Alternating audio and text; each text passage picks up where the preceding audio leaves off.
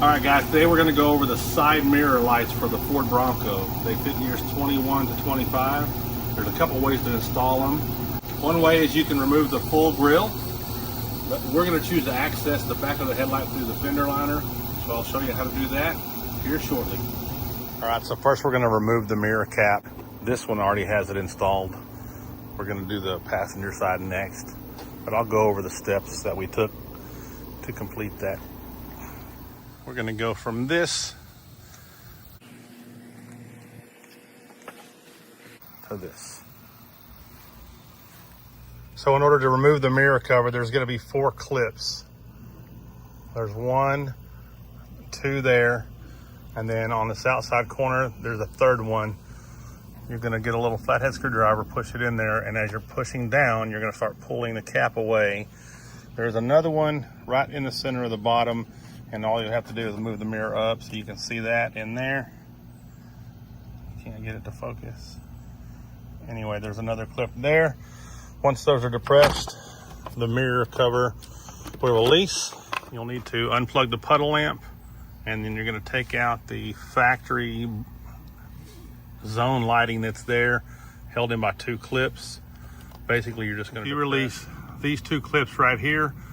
This light will come out, allowing you to snap the new one in. As you see, I released the clips.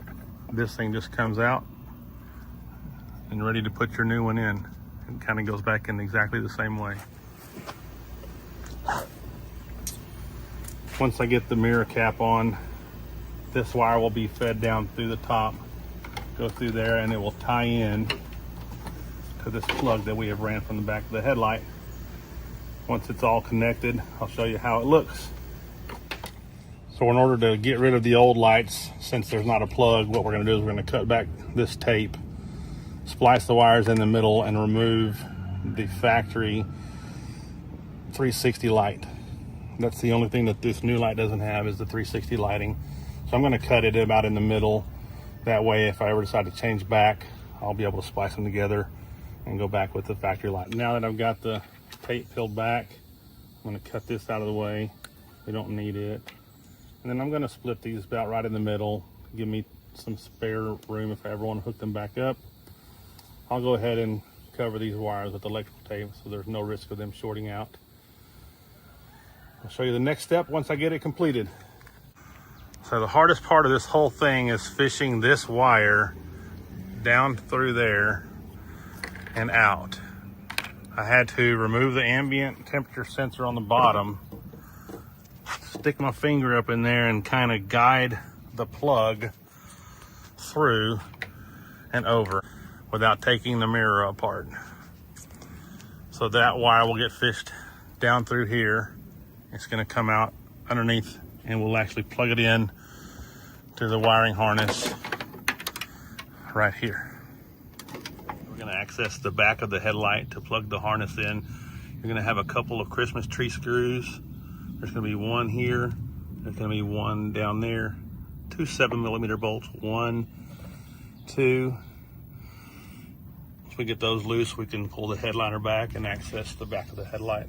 I'll show you that. And once you've got the fender liner pulled back, you can reach up behind the fender and unplug from the back of the headlight. This is the wiring harness. Then you take the harness supplied from the mirror lights and they plug right in until you hear a click. This end will plug back into your headlight. This wire that I've got here, we're going to run it up through the fender and back towards the mirror. I'll show you what that looks like here in a little bit. Then we have to button this fender back up. We're going to go back in, put in our 7mm bolts here and another one up top. We're going to go back and add in the Christmas tree plugs here and one here. That'll wrap that up. Then you will repeat the process on the passenger side. So I have fished the wire up through the fender liner up through here. We're going to pull out the extra slack.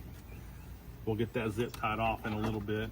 And it's going to run over here and tie in to your marker light. I have everything buttoned up, all the screws back. Got the wire run through, zip tied, runs along here and goes down in. We'll close the hood and I'll show you some startup features. This is a little startup feature. And then it's a daytime running light. If you turn on your blinker, it's also a sequential blinker. I'll kind of show you how that works in front. Obviously this side, we haven't done it yet. But back over here, you got your normal running lights. And again, if you turn on the blinker, it is a sequential blinker. That's what it looks like. So in there, wiring harness provided with the lights, you have the option of running white DRLs or amber DRLs.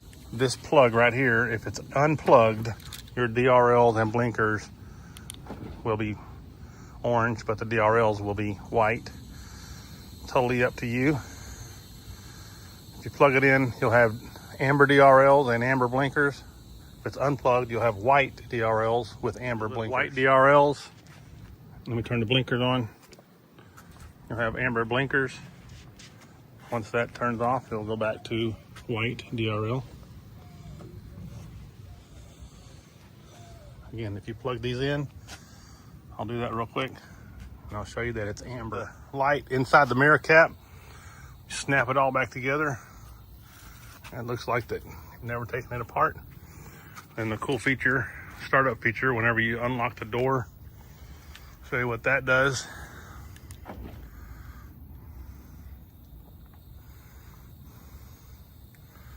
A little startup sequence. That's kind of pretty neat. Unlock it.